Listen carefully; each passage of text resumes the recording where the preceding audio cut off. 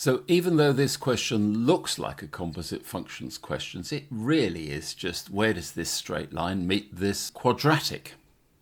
Because f of a is simply a squared plus 2. And g of a, just putting a into the g function, and that's simply a plus 14. And they're saying find the values of a when f of a is equal to g of a. So therefore I can say that a squared plus 2 must be equal to a plus 14. We've got a quadratic. To solve for a, we need to get everything on the left-hand side. Therefore, a squared plus 2 is joined by a negative a and a negative 14.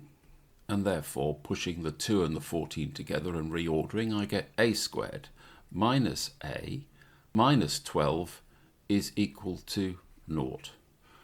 I think this is a fairly obvious solution. We need two brackets, that equals 0. We need two numbers that multiply together to be 12, whose difference is 1. And clearly this is going to be 3 and 4. We have an a here and an a here. We've just got to sort the signs out. One of these guys is going to be negative. We need a negative result, so that must be negative and that must be positive. Let's just check. Here's our a squared.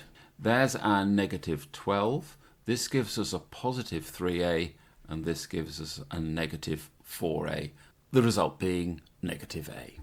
So therefore I can say if this is true, either the first bracket equals 0 or the second bracket equals 0. And again the routine, if this bracket equals 0, a must be equal to negative 3. So my first result is a is equal to negative 3. And my second result is when this bracket is equal to 0, and that happens when a is equal to 4. And those are your two answers.